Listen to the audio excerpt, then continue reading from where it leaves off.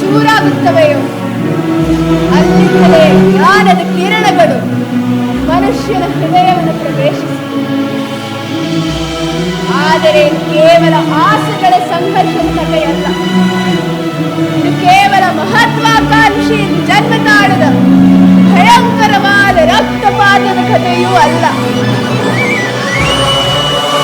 ಇದು ಆಸೆ ಆಕಾಂಕ್ಷೆಗಳ ಗರ್ಭದಿಂದ ಹುಟ್ಟಿದ ಜ್ಞಾನದ ಕಥೆ.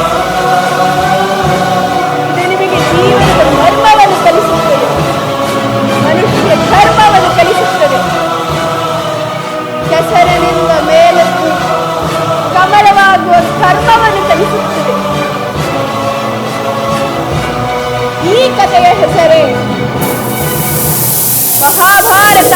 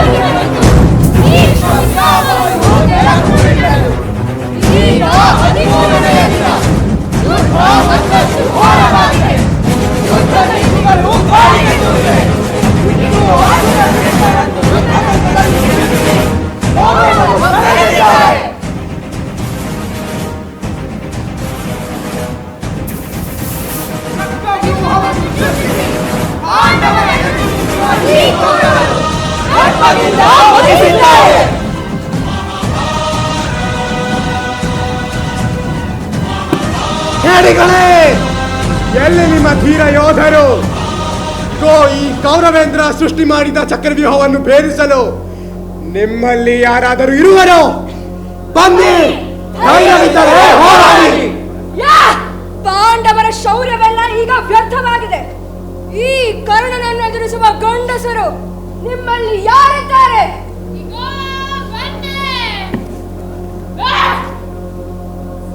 ಓಹೋ, ಸುಭದ್ರೆಯ ಪುತ್ರ ಅಭಿಮನ್ಯು. ಇದೇನು ಆಟದ ಮೈದಾನ ಎಂದು ತಿಳಿದಿದ್ದೀಯಾ? ಕೌರವ ಪಾಂಡವರಿಗೆ ಶಸ್ತ್ರವಿದ್ಯೆಯನ್ನು ಕಲಿಸಿದ ದ್ರೋಣಾಚಾರ್ಯನಾದ ನಾನು ಸೃಷ್ಟಿಸಿರುವ ಚಕ್ರವ್ಯೂಹವನ್ನು ನಿನ್ನ ವಯಸ್ಸಿನವರೊಂದಿಗೆ ಆಟವಾಡಿ ಹೋಗು. ಆಟವಾಡಲಿಕ್ಕೆಂದೇ ಬಂದಿದ್ದೇನೆ.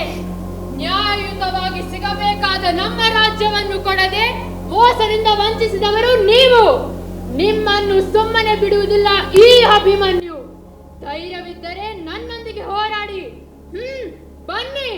ಹಾಗಾದರೆ ಬಾ, ನಿನ್ನನ್ನು ತುಂಡು ತುಂಡಾಗಿ ಕತ್ತರಿಸಿ ನಾಯಿಗಳಿಗೆ ಎಸೆಯುತ್ತೇವೆ.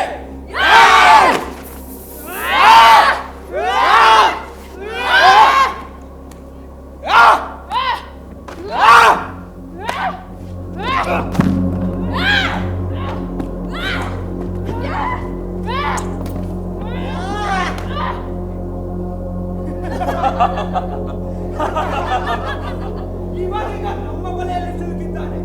ಚಕ್ರವ್ಯೂಹವನ್ನು ಭೇದಿಸುವುದಷ್ಟೇ ಇವನಿಗೆ ಗೊತ್ತು. ಇದರಿಂದ ಹೊರಬರಲು ಇವನಿಗೆ ತಿಳಿದಿಲ್ಲ. ಅದು ಅಸಾಧ್ಯ. ಪರಮೇಶ್ವರನಿಂದ ಹೊರ ಪಡೆದ ನಾನು ಇಂದು ಪಾಂಡವರೆಲ್ಲವನ್ನು ಸೋಲಿಸುತ್ತೇನೆ. ಯಾರಿಂದಲೂ ಈ ಚಕ್ರವ್ಯೂಹವನ್ನು ಭೇದಿಸಲು ಸಾಧ್ಯವಿಲ್ಲ. ಇದು ಈ ಜಯಚಂದ್ರನ ಶಪಥ.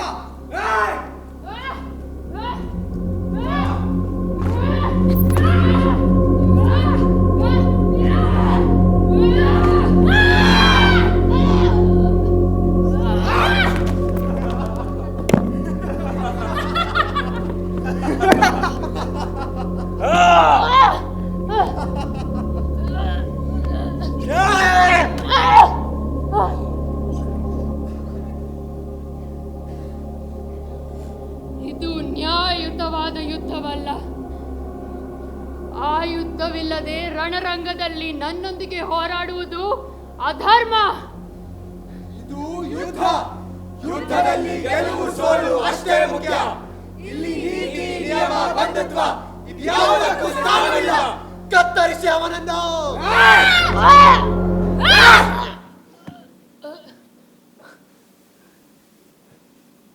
ಮೋಸದಿಂದ ನೆಲಕ್ಕುರುಳಿಸಿದ ಧೀರ ಶೂರರೇ, ನನ್ನಂತೆಯೇ ನಿಮ್ಮ ಸಾವು ಕೂಡ ಭೀಕರವಾಗಿರುತ್ತದೆ.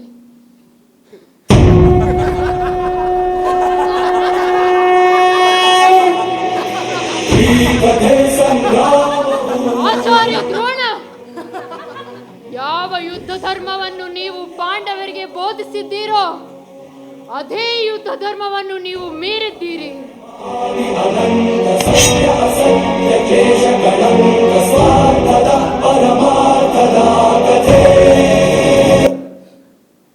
ಅರ್ಜುನನ ಪುತ್ರ ನಾನು ಗುರುದೇವ.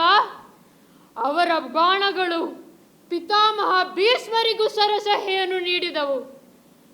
ಅಷ್ಟು ಸುಲಭವಾಗಿ ನನಗೆ ಮೃತ್ಯು ಬರಲಾರದು. ದುರ್ಯೋಧನ, ನಿನ್ನ ಪರಾಜಯ ನಿಶ್ಚಿತ. ದೊಡ್ಡಪ್ಪ ಭೀಮಸೇನ ತನ್ನ ಪ್ರತಿಜ್ಞೆಯನ್ನು ನೆರವೇರಿಸುತ್ತಾರೆ. ನಿನ್ನ ಸಾವು ಸಮೀಪಿಸುತ್ತಿದೆ. ಅಂಗರಾಜ ಕರ್ಣ ಒಬ್ಬ ಬಾಲಕನ ಮೇಲೆ ಪ್ರಹಾರ ಮಾಡಿ ನಿನ್ನ ಆತ್ಮಗೌರವ ಕುಗ್ಗಿ ಹೋಗಿದೆ. ಪಾತಾಳದಲ್ಲಿ ಅಡಗಿದ್ದರು ನನ್ನ ತಂದೆ ಅರ್ಜುನ ನಿನ್ನನ್ನು ಸುಮ್ಮನೆ ಬಿಡುವುದಿಲ್ಲ. ದೊಡ್ಡಪ್ಪ ದುರ್ಯೋಧನ, ನನ್ನ ತಂದೆಗೆ ಹೇಳಿ ಅವರ ಹೆಸರಿಗೆ ಕಳಂಕ ತರಲಿಲ್ಲವೆಂದು. ಹಾಗೂ ನನ್ನ ತಾಯಿಗೆ ಹೇಳಿ ಸಾಯುವಾಗಲೂ ಸೋಲಲಿಲ್ಲವೆಂದು. ನನ್ನ ಸಾವಿನೊಂದಿಗೆ ಧರ್ಮಯುದ್ಧವೆಲ್ಲವೂ ನಶಿಸಿ ಹೋಗಿವೆ. ಇನ್ನು ಮುಂದೆ ಕ್ರೌರ್ಯ, ಮೋಸ, ರಣತಂತ್ರಗಳು ಮಾತ್ರ ಈ ರಣರಂಗದಲ್ಲಿ ಪ್ರಜ್ವಲಿಸುತ್ತವೆ. ಕತ್ತರಿಸಿ ಅವನನ್ನು.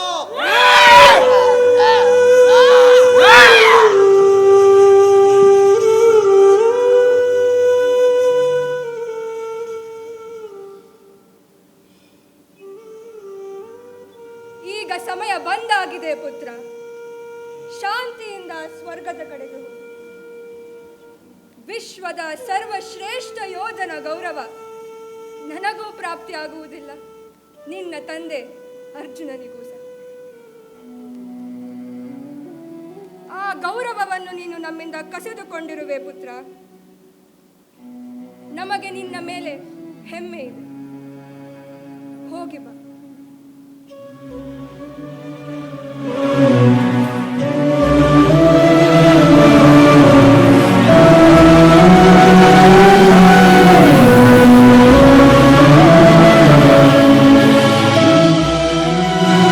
ಯುದ್ಧ ಅಥವಾ ಜೀವನದ ಸಂಘರ್ಷವಿರಲಿ, ಶಸ್ತ್ರಗಳಿಗಿಂತ ಅಧಿಕ ಮಹತ್ವ ಧೈರ್ಯವನ್ನು ತಂದುಕೊಳ್ಳುವುದಾಗಿರುತ್ತದೆ. ನೀವು ನಿಮ್ಮನ್ನು ನೋಡಿಕೊಳ್ಳಿ. ಅಹಂಕಾರ ತುಂಬಿದ ಮನುಷ್ಯನ ಹೃದಯದಲ್ಲಿ ಎಂದಿಗೂ ಪ್ರೀತಿಯ ಪ್ರವೇಶವಾಗುವುದಿಲ್ಲ. ಶ್ರೇಷ್ಠ ಮನುಷ್ಯನ ಲಕ್ಷಣವೇನೆಂದರೆ ಅವನು ಕೊನೆಯವರೆಗೂ ಪ್ರಯತ್ನ ಮಾಡುವುದನ್ನು ನಿಲ್ಲಿಸುವುದಿಲ್ಲ. ಹಾಗೂ ನೀವು ಒಂದು ವೇಳೆ ಶ್ರೇಷ್ಠ ಮನುಷ್ಯರಾಗಿದ್ದರೆ, ನಿಮ್ಮ ಬುದ್ಧಿ ಧರ್ಮದ ಪರವಾಗಿದ್ದರೆ, ನೀವು ಸರ್ವಶ್ರೇಷ್ಠರಾಗುತ್ತೀರಿ.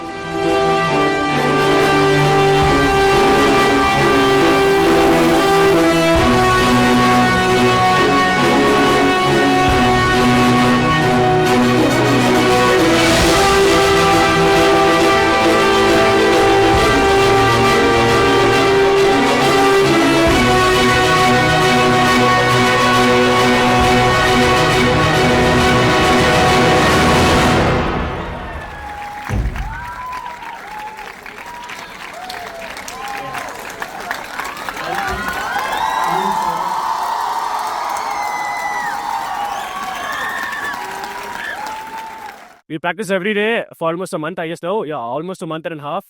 Yeah, so thanks to Purushottam sir. Every day we came here, every day we practiced.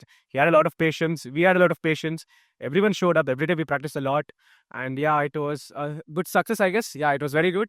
I am very proud of our team. Everyone's worked so hard, put in all their effort, and sir and other seniors have also helped a lot. So I'm very proud of our team and very happy with how our performance came out. Firstly, thanks to Purushottam sir, and I actually miss this group a lot. Thank you, sir. Thank you so much.